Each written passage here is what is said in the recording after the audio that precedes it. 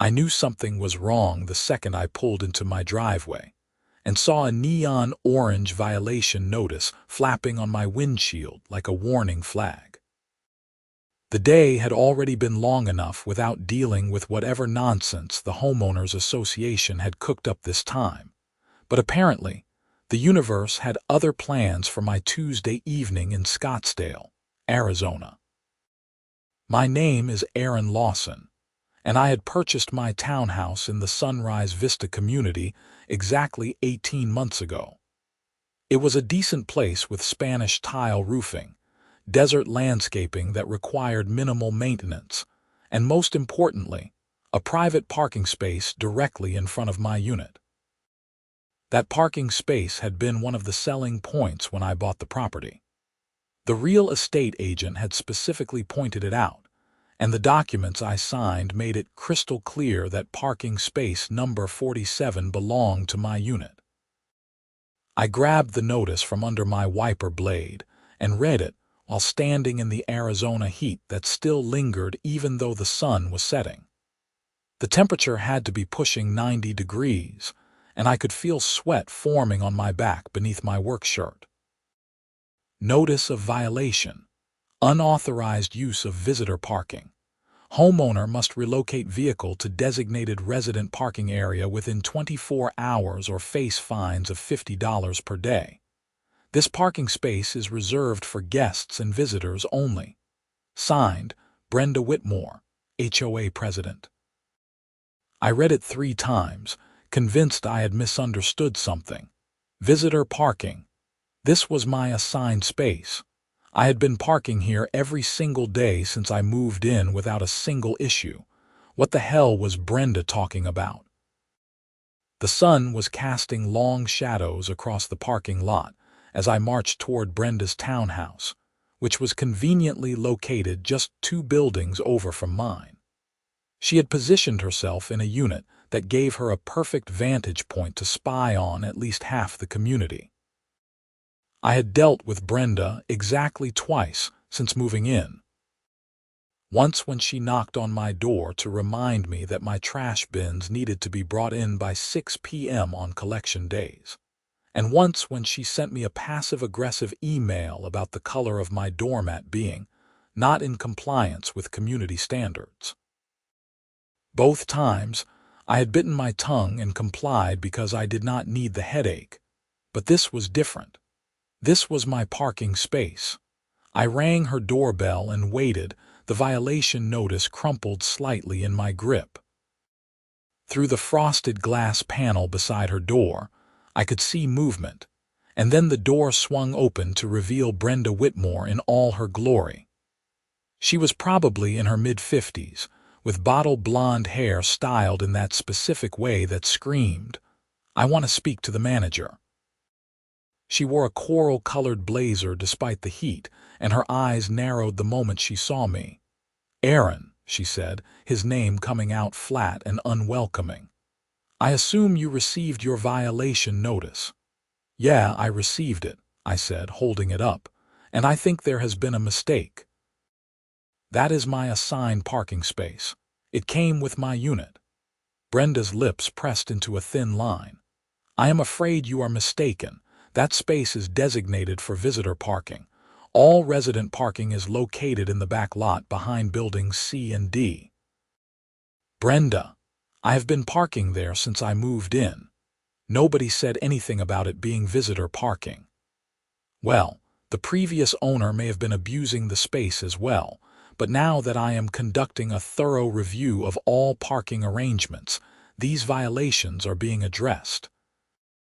The community documents clearly state that spaces in front of the buildings are for visitors." My jaw tightened. "The community documents I received when I purchased the property clearly state that parking space 47 is deeded to my unit. I would not have bought the place otherwise." "Then your documents are incorrect," Brenda said with the confidence of someone who had never been wrong in her life. "I have been president of this HOA for 6 years. I know these rules inside and out. That space is for visitors, and you need to move your vehicle immediately." "Show me," I said. Show me where it says that in the official documents. Brenda's face flushed slightly. I do not need to show you anything. I am the president of this HOA, and what I say goes. You have 24 hours to comply or you will start accruing fines. Have a nice evening. She closed the door before I could respond, and I stood there staring at the wreath of fake sunflowers hanging on her door, feeling my blood pressure rising. This was insane. I knew what my deed said. I knew what the purchase document stated. That parking space was mine. I walked back to my townhouse, pulled out my laptop, and started digging through my files. It took me 20 minutes to find the folder with all my closing documents. I opened the deed first, scanning through the legal jargon until I found the property description. There it was, clear as day. Including exclusive use of parking space number 47, located directly adjacent to the unit. I then found the plat map that had been included in my purchase documents, showing my unit and the parking space marked with the same unit number. I had the proof right here. Brenda was wrong. The next morning, I printed out copies of everything and drove to work with them sitting on my passenger seat. I worked as a project manager for a software company downtown, and normally I could lose myself in code reviews and project timelines. But today, my mind kept drifting back to Brenda and her ridiculous violation notice. During my lunch break, I scanned all the documents and sent them to Brenda via email with a polite but firm message explaining that the parking space was deeded to my property and that I would continue parking there. Her response came back within an hour. Aaron, I do not appreciate your combative tone. The documents you have provided do not supersede HOA regulations. The board will be reviewing your case at the next meeting. In the meantime, you are still in violation. Fines will begin accruing as of tomorrow if your vehicle is not relocated. Regards, Brenda Whitmore, HOA President. Combative tone. I had been nothing but professional, and what did she mean my deed did not supersede HOA regulations? A deed was a legal document. It defined property ownership. How could HOA regulations override that? I called my real estate agent, Michelle, who had helped me buy the place. She sounded surprised when I explained the situation. That is definitely your parking space, Aaron, she said. I remember specifically because you asked about it during the walkthrough. It was listed in the MLS, and it is in your deed. The HOA cannot just decide it is visitor parking. That is what I thought, but Brenda is insisting otherwise. She is wrong. You might need to get a lawyer involved if she keeps pushing this. HOAs can be tricky, but they cannot override property deeds. That is basic real estate law. I thanked her and hung up, feeling both validated and frustrated. I did not want to get a lawyer involved. That cost money and time, and this should not be complicated. But Brenda clearly was not going to back down easily. That evening, I found another violation notice on my windshield. This one was even more aggressive. Second notice. Vehicle remains in violation. Resident has been informed that this space is designated for visitors only. Continued violation will result in towing at owner's expense. You have been warned. Towing. She was threatening to tow my car from my own parking space. I took a photo of the notice and added it to the growing file on my computer. If this was going to escalate, I wanted documentation of everything. The next few days were tense. Every morning I would leave for work half expecting my car to be gone when I returned. Brenda had started parking her own vehicle in the guest parking space directly across from mine, and I would catch her staring at me through her windshield whenever I came or went. It was unnerving and childish, but I refused to be intimidated. On Friday, I received an email notification about the upcoming HOA board meeting scheduled for the following Tuesday. My parking violation was listed on the agenda. Perfect. I would have a chance to present my case in front of the entire board and put this nonsense to rest. I spent the weekend preparing. I printed out multiple copies of my deed, the plat map, the purchase agreement, and even the original MLS listing that clearly stated the property included a designated parking space. I also did some research on Arizona property law and HOA regulations. Everything I found supported my position. Deeded parking spaces were part of the property. The HOA could not simply reassign them without going through a proper legal process, which would require amending the CC and RTCS and getting approval from all affected homeowners. Tuesday evening arrived, and I walked into the community clubhouse where the HOA meetings were held. It was a small room with beige walls, folding tables arranged in a U-shape, and about 15 plastic chairs set up for residents. Brenda sat at the center of the head table, flanked by 4 other board members I vaguely recognized from around the community. There were maybe 8 other residents scattered in the chairs, most of them looking bored or scrolling through their phones. Brenda called the meeting to order with a sharp rap of her gavel against the table. She droned through the usual business, approving meeting minutes, discussing landscape maintenance contracts, and reviewing the community budget. Finally, after 30 minutes that felt like 3 hours, she reached my item on the agenda.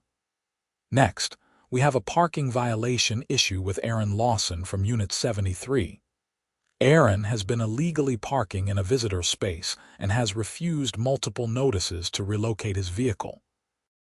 Brenda looked directly at me. "Aaron, would you like to address the board?" I stood up, holding my folder of documents. "Yes, thank you. I think there has been a misunderstanding. The parking space in question, number 47, is deeded to my unit.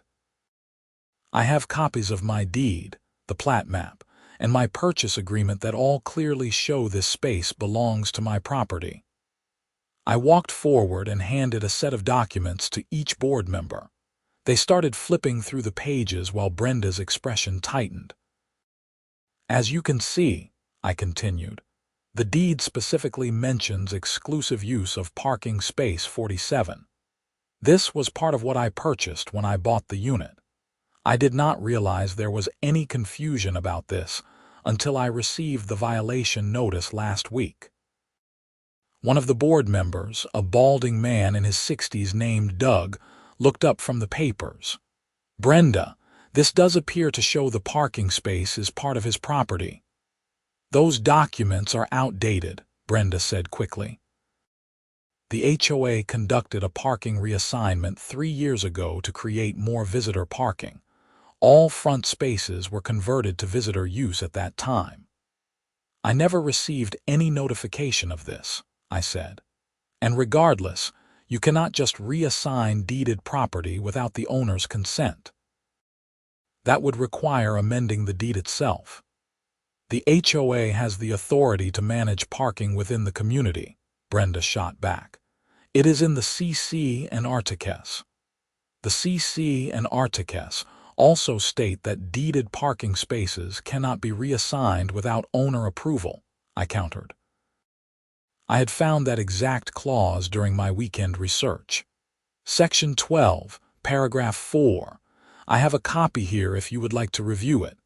Another board member, a woman in her 40s named Patricia, held up her hand. "I think we need to table this until we can consult with the HOA attorney. This is more complicated than a simple parking violation." "I agree," Doug said. "If the space is deeded, we cannot just take it away." Brenda's face had turned an alarming shade of red. "This is ridiculous. We have limited visitor parking as it is, and residents hoarding spaces in front of their units creates confusion for guests. The rule is clear. Front spaces are for visitors. But if the space is legally his, Brenda, we do not have a choice," Patricia said gently. "We need legal advice on this." The board voted 3-2 to table the issue pending legal review, with Brenda and one other member voting against. I felt a small surge of victory, but I knew this was far from over. Brenda looked like she wanted to launch herself across the table at me. As the meeting adjourned, Brenda caught up with me in the parking lot. "You think you are clever, do you not?" she said, her voice low and angry. "Bringing all your papers and trying to make me look foolish in front of the board." "I am not trying to make you look foolish, Brenda. I am trying to park in my own parking space. That space is needed for visitors. Do you know how many complaints I get about lack of guest parking? But no, you have to be selfish and take up a prime spot. It is my spot. It came with my property. I am sorry there is a visitor parking shortage, but that is not my problem to solve by giving up what I legally own." "We will see what the attorney says," Brenda said coldly. "And in the meantime, you are still in violation. I could still have your car towed." "If you tow my car from my own deeded parking space, I will sue the HOA and you personally," I said, surprised by the steel in my own voice. "I have been patient, Brenda, but you are harassing me over something I have every legal right to do. Back off." I got in my car and drove the 20 feet to my parking space, my heart pounding. I had never been good with confrontation, but something about Brenda's entitled attitude had pushed me past my limit. The next morning, my car was still there, which I took as a small miracle. But when I went to check my mail that afternoon, I found a new notice taped to my front door. Violation notice. Unapproved doormat. Community standards require all doormats to be neutral colors only. Your current mat is red and does not comply. Remove within 48 hours or face a $50 fine. I looked down at my doormat. It was burgundy, not even bright red, and I had bought it specifically because it seemed neutral enough. This was pure retaliation. I took a photo of the notice and added it to my file. Then I went to my computer and started researching real estate attorneys in Scottsdale. If Brenda wanted to play games, I needed someone in my corner who knew the law. I found a firm called Desert Property Law that specialized in HOA disputes. Their website showed several successful cases against overreaching HOAs, and their reviews were solid. I called and managed to get an appointment for later that week with one of their attorneys, a man named Richard Chen. In the meantime, I kept parking in my space and kept my burgundy doormat exactly where it was. Every day, I would come home expecting a new violation notice, and Brenda did not disappoint.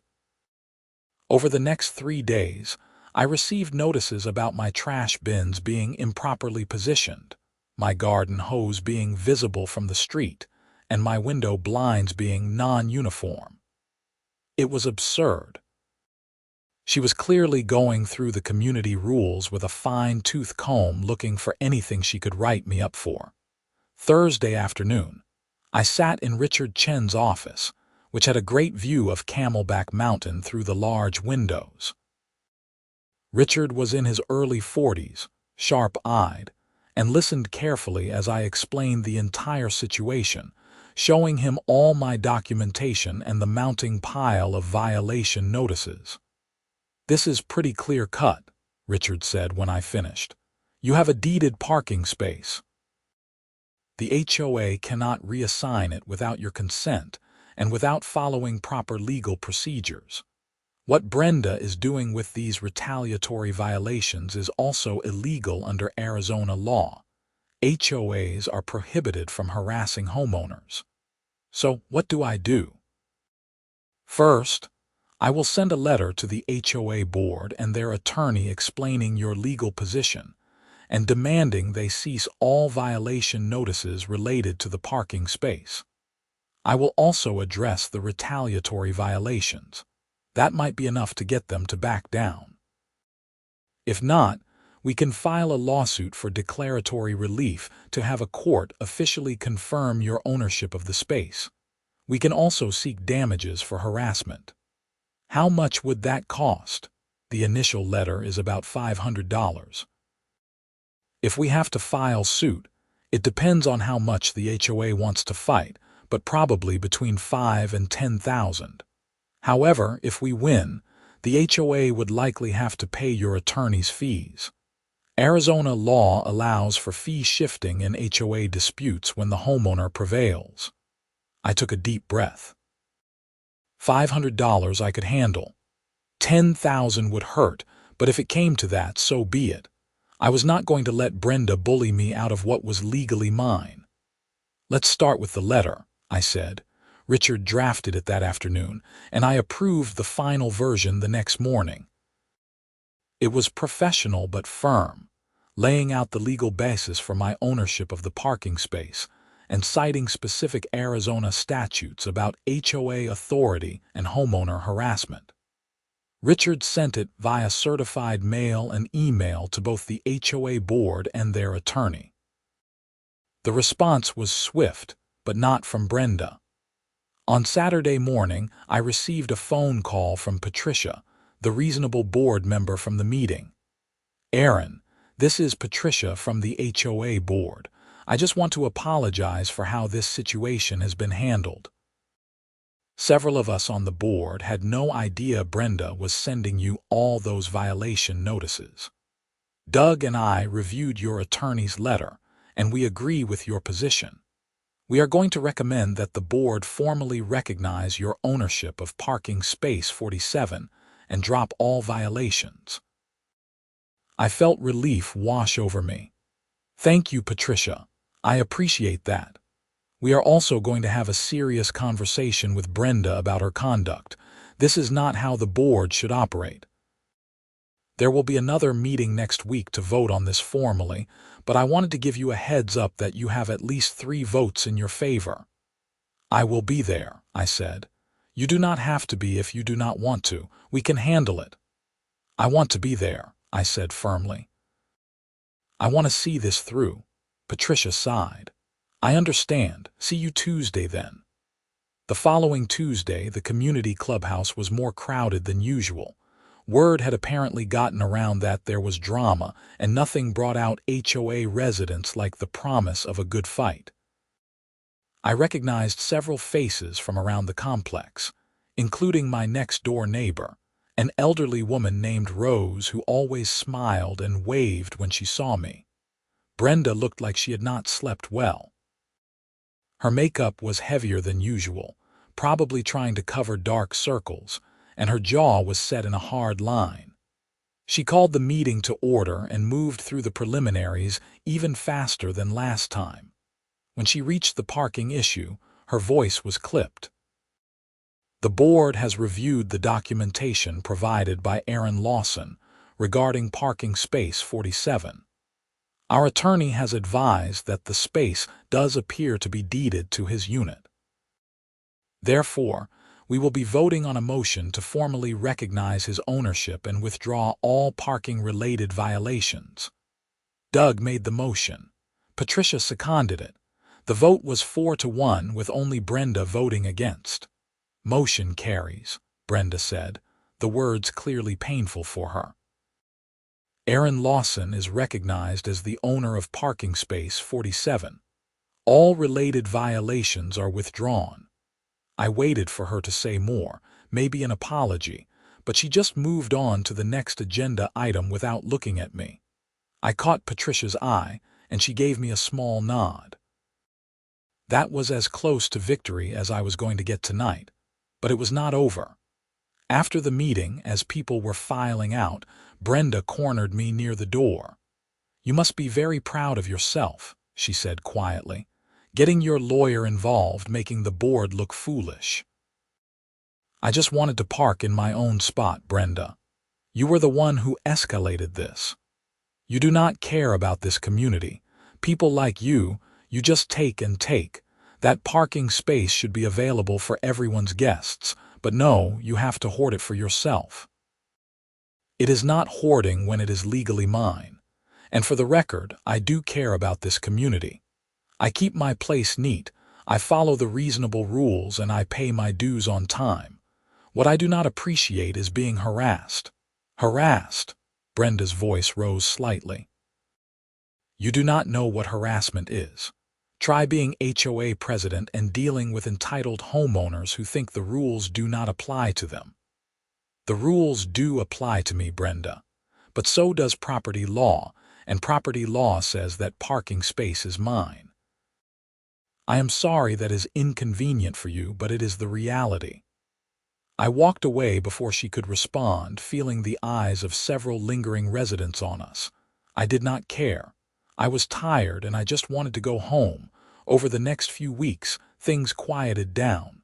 The violation notices stopped.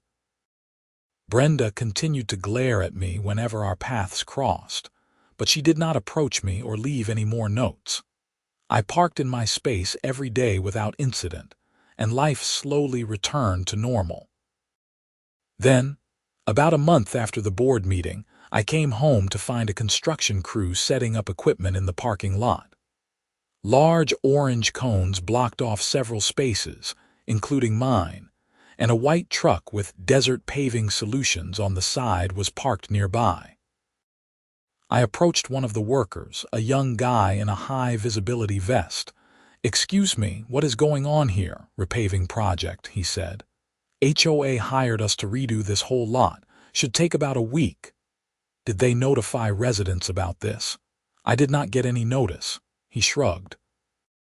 "You would have to ask whoever hired us. We just do the work."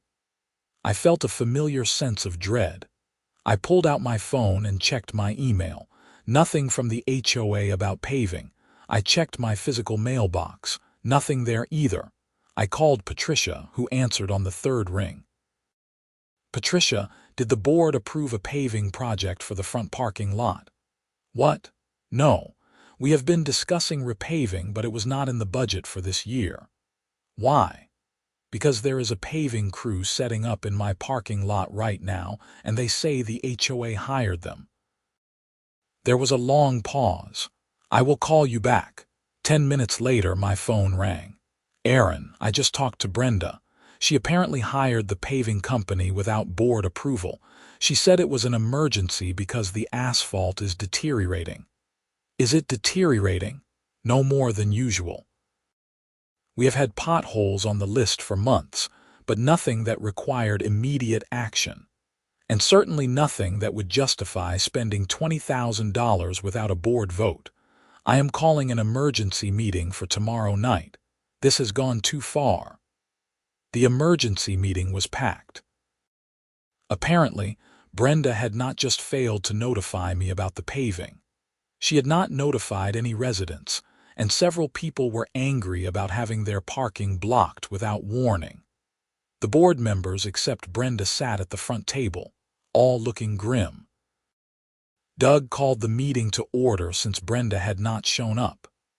"We are here tonight because President Brenda Whitmore entered into a contract for a paving project without board authorization.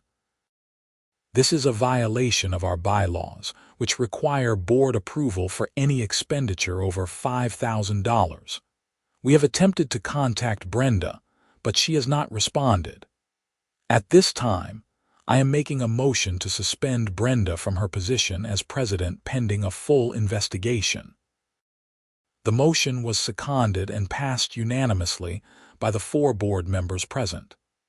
"Additionally," Doug continued, "we have contacted Desert Paving Solutions and informed them that the contract is void as it was not properly authorized. They have agreed to halt work and are currently removing their equipment." A woman in the audience raised her hand. "Is Brenda going to face any consequences for this?" "That depends on what the investigation reveals," Patricia said. "If she used HOA funds without authorization, that is a serious matter. We may need to involve law enforcement depending on what we find." My stomach dropped. Law enforcement. I had just wanted to park in my space. How had this escalated to potential criminal charges? After the meeting, I talked to Patricia privately. "What do you think is going on with Brenda?" I asked. Patricia shook her head. Honestly, I think she has been on a power trip for years and nobody has challenged her until you came along. When she could not win the parking dispute, I think she snapped. Authorizing a paving project without board approval is either incredibly stupid or deliberate sabotage. Either way, she cannot continue as president. You think she will face criminal charges. If she spent HOA money without authorization, that is potentially embezzlement or theft. It depends on how the police and prosecutors see it. The board is meeting with our attorney tomorrow to figure out next steps. I drove home feeling oddly guilty. I had not wanted any of this. I had just wanted Brenda to leave me alone about my parking space. The next week was chaotic. The board hired a forensic accountant to review the HOA's finances, and what they found was worse than anyone expected.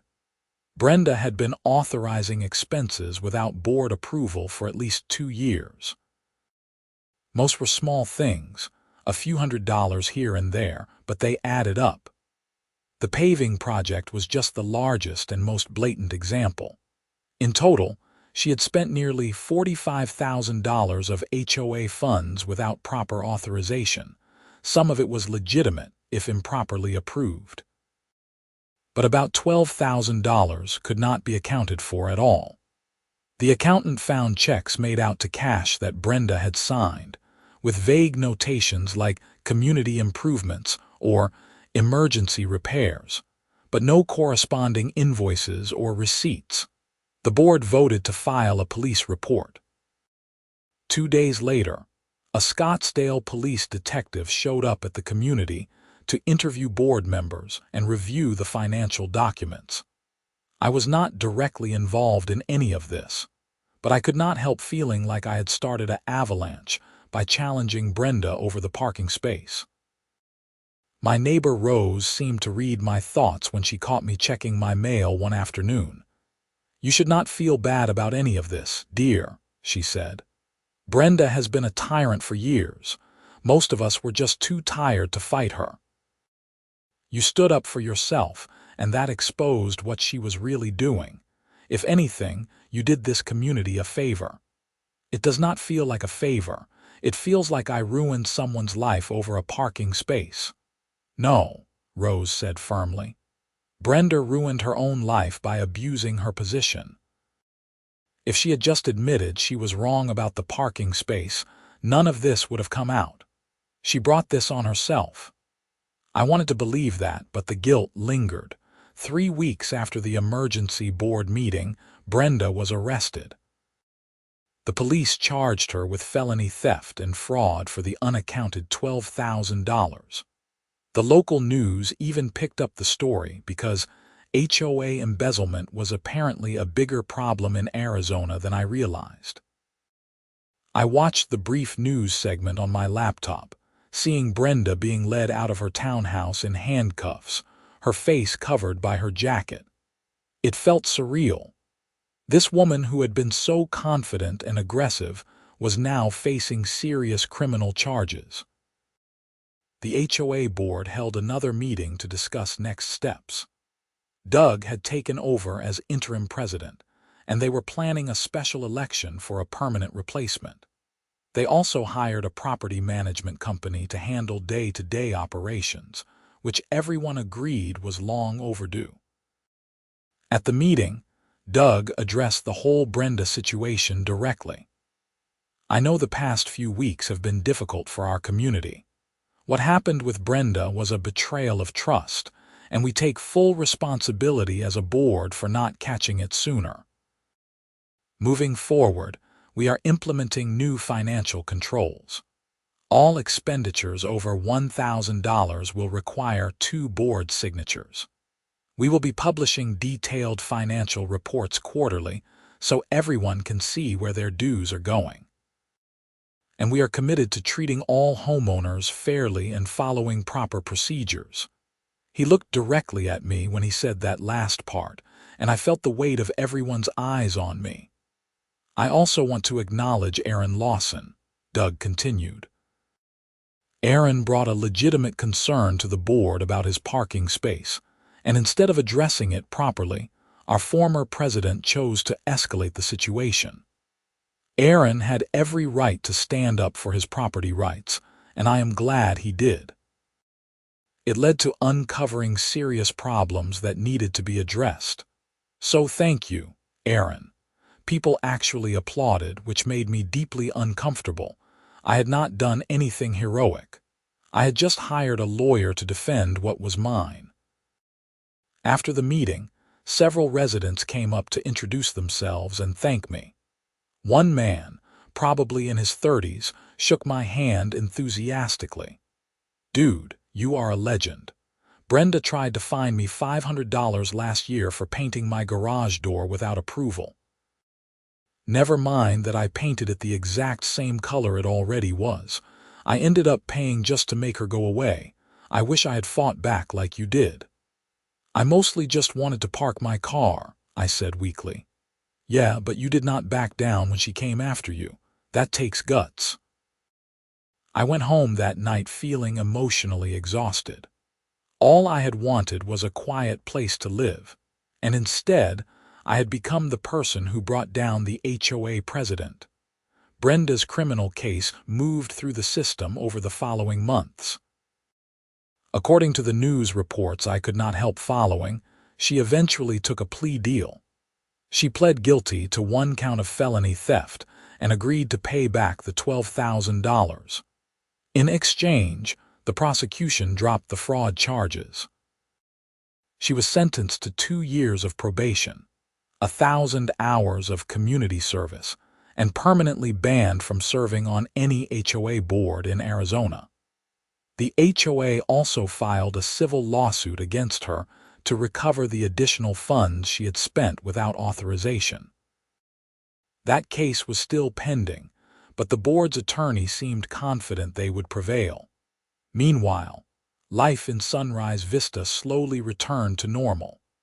The special election resulted in a new president, a retired accountant named Frank who ran on a platform of transparency and fiscal responsibility. The property management company brought a level of professionalism that had been sorely lacking. Violation notices became rare, and when issued, were actually based on legitimate rule violations with proper documentation. My parking space remained blissfully mine. Nobody questioned it. Nobody left notices on my windshield. I parked there every single day, and gradually the whole situation faded into community lore.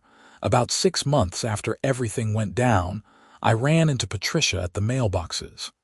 "How are you doing, Aaron?" she asked. "Good. Things have been quiet, which I appreciate. I bet. Listen, I wanted to apologize again for how you were treated. The board should have handled that parking situation better from the beginning."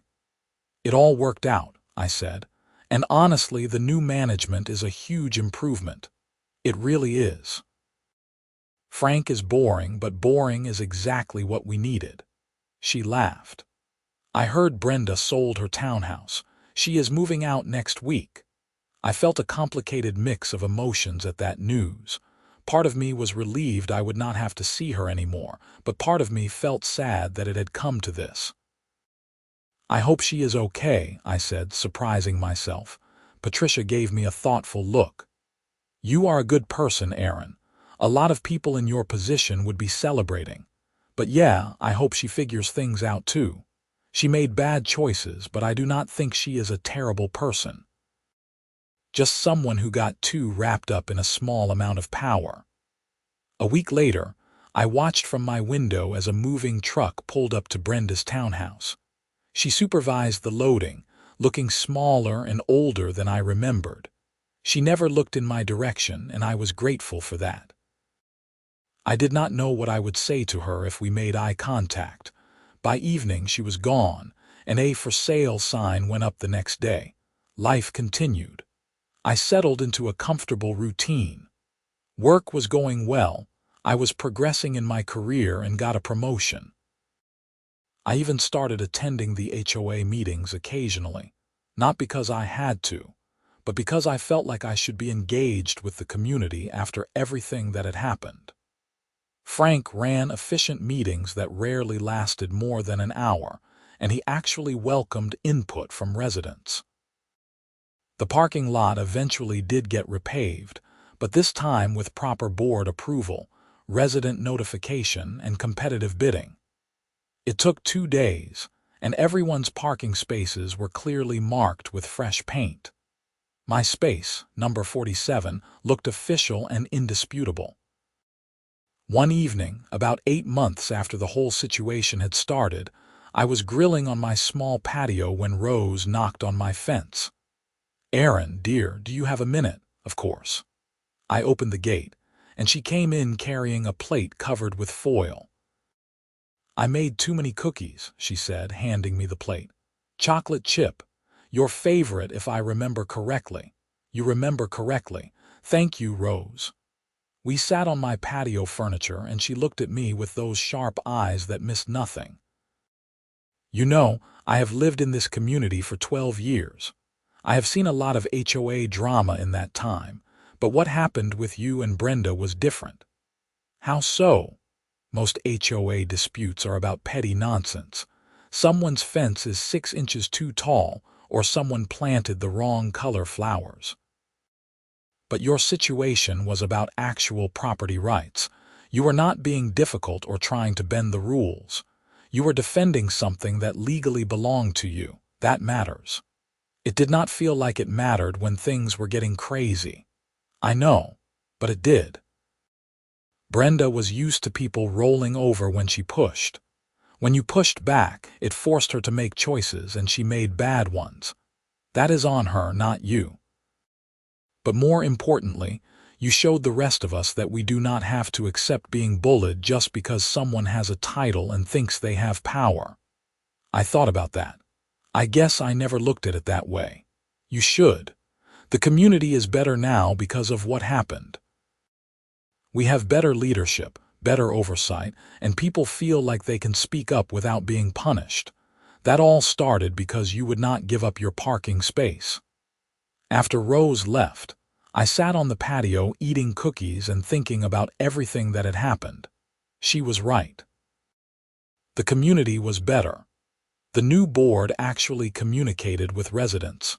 The finances were transparent. People seemed happier, and my car was parked in my designated space, exactly where it belonged. I thought about Brenda sometimes, wondering how she was doing, if she had learned anything from the experience. I hoped she had. I hoped she found a place where she could just be a regular person, without the weight of perceived authority corrupting her judgment.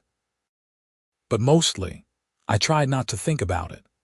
The whole situation had been stressful and uncomfortable, and I was glad it was over. About a year after I first received that orange violation notice, the community held its annual homeowner picnic. It was a sunny Saturday in March, perfect Arizona weather before the brutal summer heat set in. Frank had organized the event, and unlike previous years, there was actually a good turnout. I went, bringing a potato salad I had made that morning. The picnic was set up in the community common area, with tables of food, a rented bouncy house for kids, and a volleyball net someone had set up in the grass. People were relaxed and friendly. I ended up in a conversation with several other homeowners about the upcoming vote to approve new landscaping for the entrance. It was a normal, pleasant conversation. Nobody was arguing. Nobody was threatening violations. It was just neighbors talking about their community. At one point, I looked over at the parking lot and saw my car sitting in space 47. The sight made me smile. It had cost me $500 in attorney fees, countless hours of stress, and inadvertently triggered the downfall of an HOA president. But that parking space was mine, officially and indisputably. Doug came over and handed me a beer from a cooler. "You look happy." "I am. This is nice. The community feels different now. It is different. We are actually functioning like a community instead of a dictatorship." He clinked his beer against mine.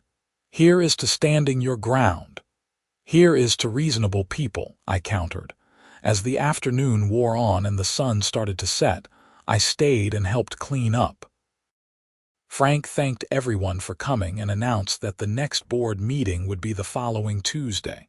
Several people groaned good-naturedly, and he laughed. I promised to keep it under an hour. We just have to vote on the landscaping proposal and review the quarterly financials. I found myself actually looking forward to it. Not because I enjoyed HOA meetings. Nobody enjoyed HOA meetings, but because it represented normalcy. Boring, procedural, democratic normalcy. Walking back to my townhouse that evening, I passed my parking space and patted the hood of my car like it was an old friend. This simple rectangle of asphalt had become a symbol of something larger. Property rights, standing up to bullies, the importance of documentation and knowing the law. My phone buzzed with a text from my buddy Marcus, who lived across town and had heard the whole saga over beers several months ago. "How is life in the HOA war zone?" I typed back. "Peaceful. Boring. Perfect." He sent back a laughing emoji. "You are a suburban legend now." The man who took down Karen with a title search. I had told Marcus the whole story one night, and he had been the one to point out that the situation was almost absurd in its escalation. A parking space dispute that led to criminal charges. It sounded like something from a television show, not real life, but it had been real life. My real life. And I had navigated it the best way I knew how, by documenting everything, knowing my rights and refusing to be pushed around.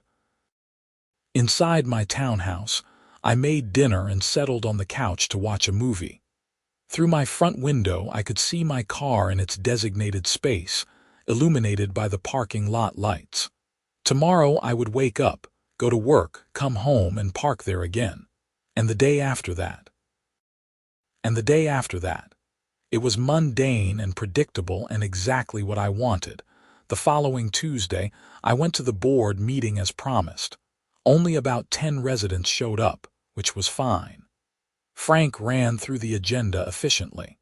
The landscaping proposal was approved unanimously. The financial report showed the HOA was in good shape, with a healthy reserve fund and all bills paid on time. There were no violations to discuss, no drama, no conflicts. The meeting ended in 45 minutes. As people filed out, Frank caught my attention. "Aaron, do you have a second?" "Sure." We stepped outside into the warm evening air.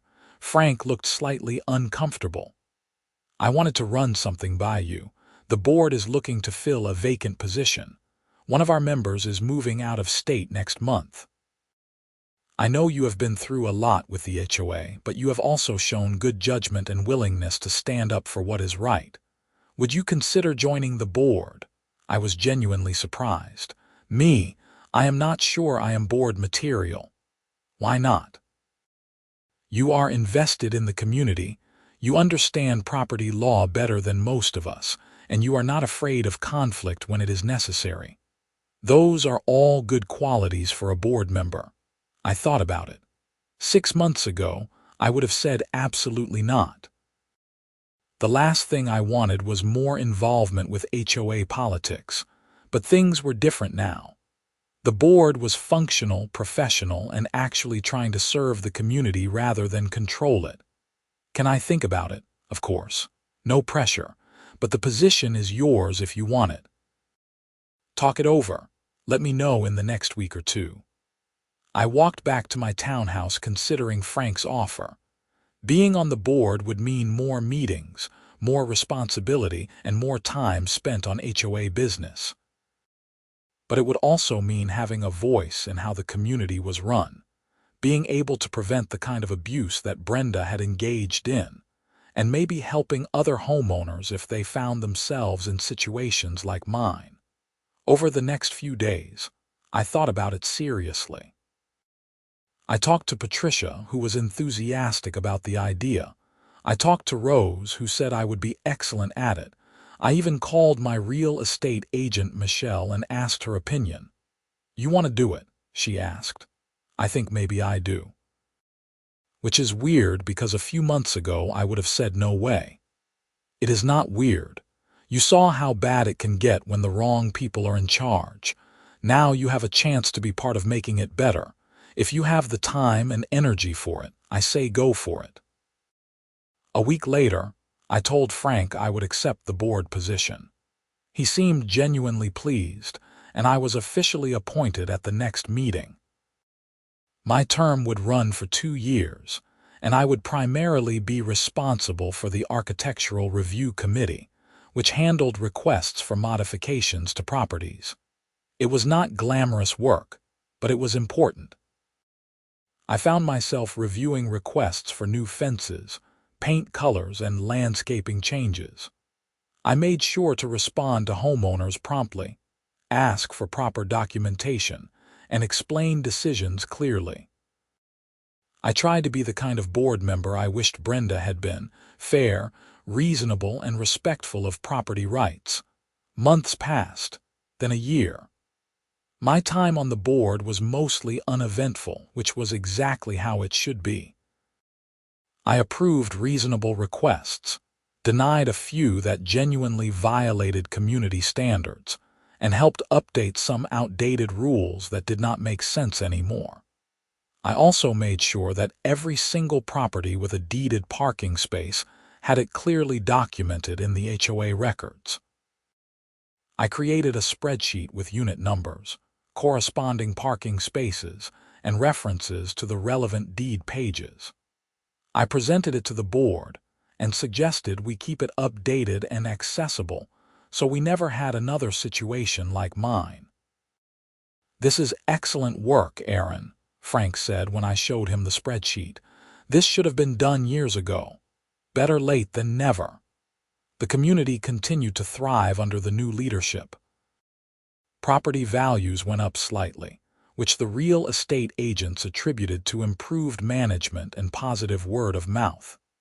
People actually seemed happy to live in Sunrise Vista instead of just tolerating it. I never saw or heard from Brenda again. I looked her up online once, curiosity getting the better of me. She had moved to a rental property in Tempe and apparently was working at a dental office as a receptionist. Her social media was private, which was probably for the best. I hoped she was doing okay, that she had learned from her mistakes and found some peace. My own life settled into a comfortable pattern. Work continued to go well, and I was given more responsibilities and another raise. I started dating someone I met through friends, a woman named Sarah who worked as a teacher. When I told her the parking space saga on our third date, she laughed so hard she nearly spit out her wine. "Only you could turn a parking dispute into a criminal investigation," she said. "I really did not mean to. I just wanted to park my car." "I know. That is what makes it funny. You are like the most non-confrontational person I know, and you accidentally became this HOA vigilante." "I am not a vigilante. I just hired a lawyer." "A vigilante with proper legal representation." Very responsible. Sarah and I got serious over the following months. She met my neighbors, came to a couple of HOA events with me, and generally became part of my life in Sunrise Vista. When I introduced her to Rose, the two of them hit it off immediately. "She is a keeper," Rose told me later. "Do not mess this up." "I will do my best." 2 years after I first received that orange violation notice, my term on the HOA board came to an end. I had the option to run for re-election, but I decided not to. I had enjoyed the work and felt good about what we had accomplished as a board, but I was ready to step back and just be a regular homeowner again. At my last board meeting, Frank presented me with a plaque. "In recognition of your service to the Sunrise Vista community. Thank you for your dedication, integrity, and willingness to stand up for what is right." I was genuinely touched. The other board members applauded, and several residents who had shown up to the meeting joined in. "Thank you," I said. "This community means a lot to me. I am glad I could contribute in some small way." After the meeting, Patricia hugged me. "You did more than contribute in a small way, Aaron. You changed this place for the better." Walking back to my townhouse that night, plaque in hand, I felt a sense of completion. The journey that had started with a simple parking dispute had taken me places I never expected. It had cost me time, money, and more than a little stress. But it had also taught me important lessons about standing up for myself, the importance of documentation and knowing your rights, and how one person refusing to back down could actually make a difference. My car sat in parking space number 47, right where it belonged. The space I had fought for, the space that had started everything, the space that was indisputably, legally, and permanently mine. I walked past it into my home, hung the plaque on my wall, and made dinner. Outside my window, the Arizona sunset painted the sky in shades of orange and purple. The community was quiet and peaceful. Somewhere, families were having dinner, kids were doing homework, and people were living their normal, everyday lives. And in parking space 47, my car remained exactly where I had left it, in my own designated spot, nobody questioning it, nobody threatening to tow it, nobody leaving angry notices on my windshield. It was perfect. Years from now, I knew I would look back on this whole experience and probably laugh. The great parking space war of Sunrise Vista. The time an HOA president went to jail because she could not admit she was wrong about a parking space. It sounded ridiculous when you said it out loud. But it had also been important. Property rights matter. Standing up to bullies matters. Having the courage to say, "No, you are wrong," when someone with perceived authority tries to push you around, that matters too. I had learned that I was stronger than I thought.